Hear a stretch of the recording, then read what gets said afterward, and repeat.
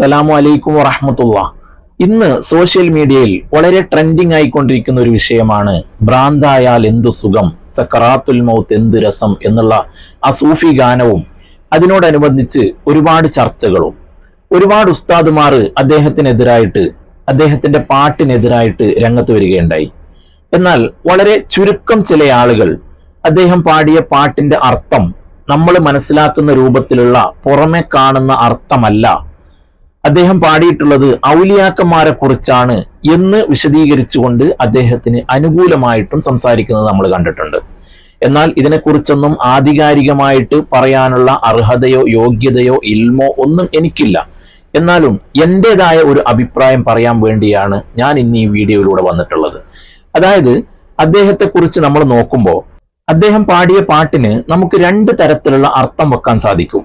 ഒന്ന്, നമുക്ക് സാധാരണ ബാഹ്യ അർത്ഥത്തിൽ കാണുന്ന പോലെ ഭ്രാന്താവുക, അള്ളാഹു താല കൊടുക്കുന്ന ഒരു രോഗമാണത്. അത് വലിയ സുഖമുള്ള കാര്യങ്ങളൊന്നുമല്ല, അത് വളരെ വേദനാജനകമായ ഒരു സംഭവമാണ്. അള്ളാഹു താല നമ്മയും നമ്മുടെ കുടുംബത്തിനെയും നമ്മുടെ പാരമ്പര്യത്തിനെയും അതുപോലെയുള്ള മാരകമായ രോഗങ്ങളിൽ നിന്ന് അള്ളാഹു താല കാത്തു സലാമത്താക്കുമാറാവട്ടെ. വലുതോ ചെറുതോ ആയ ഒരു രോഗങ്ങളും തന്നുകൊണ്ട് അള്ളാഹു താല നമ്മെ ആരെയും പരീക്ഷിക്കാതിരിക്കട്ടെ. ആമീൻ യാ റബ്ബൽ ആലമീൻ. അപ്പോ ഈ അർത്ഥം വെച്ചുകൊണ്ടാണ് അദ്ദേഹം പാടിയിട്ടുള്ളത് എങ്കിൽ ആ അർത്ഥം തെറ്റാണ്, ആ പാട്ട് തന്നെ തെറ്റാണ്, അതിന് യാതൊരു സംശയവുമില്ല. എന്നാൽ നമ്മൾ ഇവിടെ നോക്കേണ്ടത് അദ്ദേഹം പാടുന്നുള്ളത് സൂഫി ഗാനമാണ്. അപ്പോ അദ്ദേഹം പാടുന്ന ഓരോ വരികളിലും സൂഫിയാക്കളുമായി ബന്ധപ്പെട്ടിട്ടുള്ള ഔലിയാക്കന്മാരുമായി ബന്ധപ്പെട്ടിട്ടുള്ള കാര്യങ്ങളായിരിക്കും പറയുന്നുണ്ടാവുക. അപ്പൊ അത് വെച്ച് നോക്കുമ്പോൾ എങ്ങനെയാണ് എന്ന് നമുക്കൊന്ന് നോക്കിയാൽ, അള്ളാഹുവിന്റെ ഔലിയാക്കന്മാരെ കുറിച്ച് പറയുമ്പോൾ കിതാബുകളിൽ കാണാം ഉഖലാ ഉൽ മജ്നൂൻ എന്നാണ് ഔലിയാക്കന്മാരെ കുറിച്ച് പറഞ്ഞിട്ടുള്ളത്. ബുദ്ധിയുള്ള ഭ്രാന്തന്മാര് എന്നാണ് ഔലിയാക്കന്മാരെ കുറിച്ച് കിതാബുകളിൽ പറഞ്ഞിട്ടുള്ളത്. അപ്പൊ ചോദിക്കും, അങ്ങനെ ഉണ്ടാവുമോ? ബുദ്ധിയുള്ള ആളുകൾ പിന്നെ എങ്ങനെയാണ് ഭ്രാന്തന്മാരാകുന്നത്? അതായത് നമ്മുടെ ശ്രദ്ധ ഒരു കാര്യത്തിലേക്ക് മാത്രം ഫോക്കസ് ചെയ്യുമ്പോൾ, നമ്മൾ ഒരു കാര്യത്തിനെ കുറിച്ച് മാത്രം ചിന്തിക്കുമ്പോൾ നമ്മൾ എന്താണ് പറയുന്നതെന്നോ നമ്മൾ എന്താണ് ചെയ്യുന്നത് എന്നോ അറിയാത്ത ഒരു അവസ്ഥ.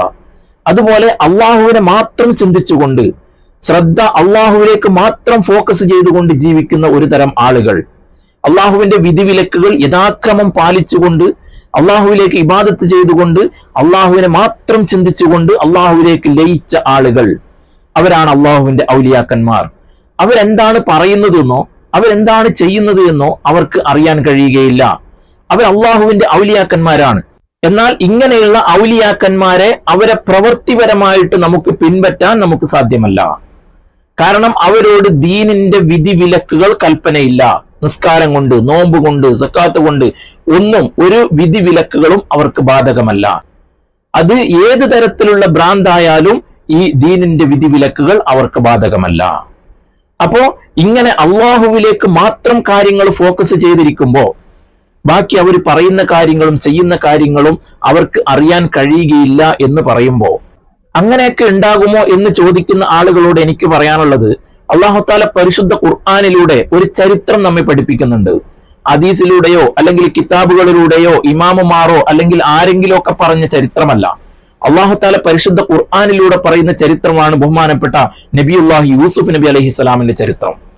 യൂസുഫ് നബി അലൈഹിസ്സലാമിന്റെ സൗന്ദര്യത്തിൽ മതിമറന്ന് സുലൈഖ ബീബി യൂസുഫ് നബി അലൈഹിസ്സലാമിന്റെ പുറകെ പോവുകയും ആ കാര്യം നാട്ടിലാകെ പാട്ടാവുകയും ചെയ്ത സമയത്ത് ബഹുമാനപ്പെട്ട യൂസുഫ് നബി അലൈഹിസ്സലാമിന്റെ സൗന്ദര്യത്തിന് നാട്ടുകാർക്ക് കാണിച്ചു കൊടുക്കണം എന്ന് വിചാരിച്ചുകൊണ്ട് സുലൈഖ ബീബി നാട്ടുകാരെയൊക്കെ കൊട്ടാരത്തിലേക്ക് ക്ഷണിച്ചുകൊണ്ട് അവരുടെ കയ്യിൽ ഒരു പഴവും അത് മുറിക്കാനുള്ള കത്തിയും കൊടുത്ത ചരിത്രം നമുക്ക് എല്ലാവർക്കും അറിയുന്നതാണ്.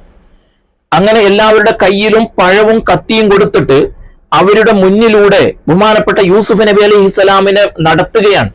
ആ സമയത്ത് ഈ ആളുകളൊക്കെ ബഹുമാനപ്പെട്ട യൂസുഫ് നബി അലൈഹിസ്സലാമിന്റെ സൗന്ദര്യം കണ്ടുകൊണ്ട് ആ സൗന്ദര്യത്തിൽ മാത്രം ഇവരുടെ ശ്രദ്ധ കേന്ദ്രീകരിക്കുകയും അവര് പഴമാണെന്ന് കരുതിയിട്ട് അവരുടെ കൈവിരലുകൾ ഇങ്ങനെ മുറിക്കുകയാണ്.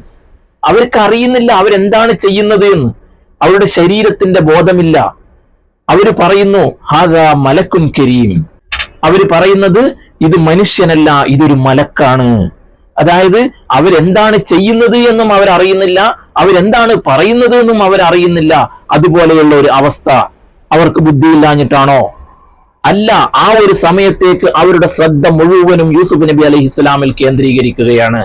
ഇതുപോലെയാണ് അള്ളാഹുവിൽ ലയിച്ചു പോയ ആളുകൾ, ഏത് സമയത്തും അള്ളാഹു എന്നുള്ള ചിന്ത മാത്രമായി ജീവിക്കുന്ന ആളുകൾ, അവർ പറയുന്നത് എന്താണെന്നോ അവർ ചെയ്യുന്നത് എന്താണെന്നോ എന്നും അവർക്കറിയുകയില്ല. അങ്ങനെ അള്ളാഹുവിനെ സ്നേഹിച്ചുകൊണ്ട് അള്ളാഹുവിൽ ലയിച്ചുകൊണ്ട് ഭ്രാന്തായ ആളുകൾ, അവരെ കുറിച്ചാണ് പറഞ്ഞത് ഭ്രാന്തായാൽ എന്ത് രസം എന്ന്. അള്ളാഹുവിനെ സ്നേഹിച്ചുകൊണ്ടാണ്, അള്ളാഹുവിനെ പേടിക്കുകയല്ല വേണ്ടത്. നമ്മൾ മനസ്സിലാക്കേണ്ടത് അള്ളാഹുവിനെ പേടിക്കുകയല്ല വേണ്ടത്, അള്ളാഹുവിനെ സ്നേഹിക്കുകയാണ് വേണ്ടത്. അപ്പോഴാണ് അള്ളാഹു താല പറയുന്ന കാര്യങ്ങൾ, അള്ളാഹു താല നമ്മോട് കൽപ്പിക്കുന്ന കാര്യങ്ങൾ, അള്ളാഹു താല നമ്മോട് വിരോധിക്കുന്ന കാര്യങ്ങൾ, അതനുസരിച്ച് ജീവിക്കാൻ നമുക്ക് ഒരു ഉത്സാഹം ഉണ്ടാവുകയുള്ളൂ. ഞാനൊരു കാര്യം ചോദിക്കട്ടെ, നമ്മുടെ മക്കളെ നമ്മൾ സ്നേഹിക്കുകയാണോ നമ്മൾ പേടിക്കുകയാണോ? നമ്മൾ സ്നേഹിക്കുകയാണ്. നമ്മൾ അവർക്ക് വേണ്ട എല്ലാ കാര്യങ്ങളും നമ്മൾ ചെയ്തു കൊടുക്കുകയാണ്. നമ്മൾ ഇഷ്ടം കൊണ്ട് ചെയ്തു കൊടുക്കുകയാണ്, അല്ലാതെ പേടിച്ചുകൊണ്ട് ചെയ്തു കൊടുക്കുകയല്ല. അല്ലെ? അവര് പറയുന്നതിനേക്കാൾ മുമ്പ് നമ്മൾ കണ്ടറിഞ്ഞ് ചെയ്തു കൊടുക്കുകയാണ്. അല്ലെ? അവർക്ക് എന്തെങ്കിലും പറ്റിക്കഴിഞ്ഞാൽ നമ്മൾ വളരെ പ്രയാസപ്പെടുകയാണ്. അതെന്തുകൊണ്ടാ? നമുക്ക് അവരോട് സ്നേഹം കൊണ്ടാണ്. അതുപോലെ നമ്മൾ ആരെ സ്നേഹിക്കുന്നുവോ ആ സ്നേഹിക്കുന്ന ആളുകൾ പറയാതെ തന്നെ അവരുടെ ആഗ്രഹങ്ങൾ നമ്മൾ സാധിപ്പിച്ചു കൊടുക്കുകയാണ്. അതുപോലെ നമ്മൾ അള്ളാഹുവിനെ സ്നേഹിക്കുമ്പോൾ അള്ളാഹു താല പറയുന്ന കാര്യങ്ങളൊക്കെ നമുക്ക് മനസ്സുകൊണ്ട് മനസ്സറിഞ്ഞ് ചെയ്യാനുള്ള ഒരു മനസ്സ് വരും. അതുകൊണ്ടാണ് പറയുന്നത് അള്ളാഹുവിനെ പേടിക്കുകയല്ല വേണ്ടത്, അള്ളാഹുവിനെ സ്നേഹിക്കുകയാണ് വേണ്ടത്. അങ്ങനെ അള്ളാഹുവിനെ സ്നേഹിച്ചുകൊണ്ട് അള്ളാഹുവിലേക്ക് അടുത്ത ആളുകളാണ് അള്ളാഹുവിന്റെ ഔലിയാക്കന്മാർ. അപ്പൊ ഇവിടെ സ്നേഹം എന്നുള്ളതിന് കവികള് ഉപയോഗിക്കുന്ന ഒരു വാക്കാണ് ലൈലയും മജ്നൂനും. ലൈലയുടെയും മജ്നൂന്റെയും കഥകളാണ് കവികൾ എവിടെ നോക്കിയാലും സ്നേഹത്തിന്റെ അങ്ങേയറ്റമായി പറയാറുള്ളത്. എന്നാൽ ഈ പാട്ടിനെ കുറിച്ച്, ഭ്രാന്തായാൽ എന്തു സുഖം, സക്രാത്തുൽ മൗത്ത് എന്ത് രസം എന്നുള്ള ഈ പാട്ടിനെ കുറിച്ച് അത് എഴുതിയ ആളുകളുടെ വിശദീകരണം ഞാൻ കേൾക്കുകയുണ്ടായി. അതിൽ മുഴുവനും പറയുന്നത് അള്ളാഹുവും ഔലിയാക്കന്മാരും ആ ത്വരീഖത്തും അതുമായിട്ടുള്ള ബന്ധപ്പെട്ടുള്ള കാര്യങ്ങളാണ്. അതുപോലെ സക്രാത്തുൽ മൗത്ത് എന്ത് സുഖമെന്ന് പറയുമ്പോൾ ചില ആളുകൾ ചോദിക്കും, സക്രാത്തുൽ മൗത്ത് എന്ന് പറഞ്ഞ വല്ലാത്ത വേദനയുള്ള സംഭവമല്ലേ, പിന്നെ എന്താണ് ഇങ്ങനെ പറയുന്നത് എന്ന് ചോദിക്കും. അള്ളാന്റെ റസൂൽ സ്വല്ലല്ലാഹു അലൈഹി വസല്ലം തങ്ങൾ പോലും പറഞ്ഞത് ഇന്നലിൽ മൗത്തില സഖറാത്ത്, മരണത്തിന് വല്ലാത്ത വേദനയുണ്ട് എന്നാണ്. അപ്പൊ ഈ പറയുന്നത് എന്താണ് എന്ന് ചോദിക്കും. എന്നാൽ അള്ളാഹുവിനെ സ്നേഹിച്ചുകൊണ്ട് അള്ളാഹുവിലേക്ക് ലയിച്ചുകൊണ്ട് ഭ്രാന്തായ ആളുകൾ, അവർ അള്ളാഹുവിനെ സ്നേഹിച്ച് ഇങ്ങനെ അള്ളാഹിനെ കാണാൻ വേണ്ടി നിൽക്കുകയാണ്. നമ്മൾ അങ്ങനെയല്ല. ഒരാളെ നമ്മൾ സ്നേഹിക്കുകയാണെങ്കിൽ, നമ്മൾ ഒരുപാട് സ്നേഹിക്കുന്ന ഒരാള് അവര് ഒരു ദിവസം നമ്മളിലേക്ക് കടന്നു വരികയാണ്, നമ്മളിങ്ങനെ കാത്തു നിൽക്കുകയാണ്. അപ്പൊ ആ ദിവസം നമുക്ക് വല്ലാത്തൊരു സന്തോഷമായിരിക്കും. അതുപോലെ അള്ളാഹുവിനെ സ്നേഹിച്ചുകൊണ്ട് അള്ളാഹുവിനെ കാണാൻ വേണ്ടി പോകുന്ന ആ ഒരു രംഗം, അതാണ് ഈ സക്രാത്തുൽ മൗത്ത്. അപ്പൊ അവർക്ക് സന്തോഷമായിരിക്കില്ലേ? അതാണ് അവിടെ കവി പറയുന്നത്. അതുപോലെ കവികള് സ്നേഹത്തിന്റെ അങ്ങേ അറ്റത്തെ കുറിച്ച് പറയുന്നത് ലൈലയും മജ്നൂനും എന്നാണ്. ഇന്നലെയോ മിനിഞ്ഞാന്നോ ആയിട്ട് ഞാനൊരു ഉസ്താദിന്റെ പ്രസംഗം കേൾക്കാനിടയായി. അദ്ദേഹം ഈ പാട്ടിനെതിരെ വല്ലാണ്ട് വിമർശിച്ചുകൊണ്ട് പ്രസംഗിക്കുകയാണ്, കത്തിക്കയറുകയാണ്. അദ്ദേഹം പറയുന്നത് അള്ളാഹുവിനിക്ക് 99 പേരുകളാണുള്ളത്, അതിൽ എവിടെയും ലൈല എന്നുള്ള പേര് ഞാൻ കണ്ടിട്ടില്ല. എന്താണ് ഈ പറയുന്നത്?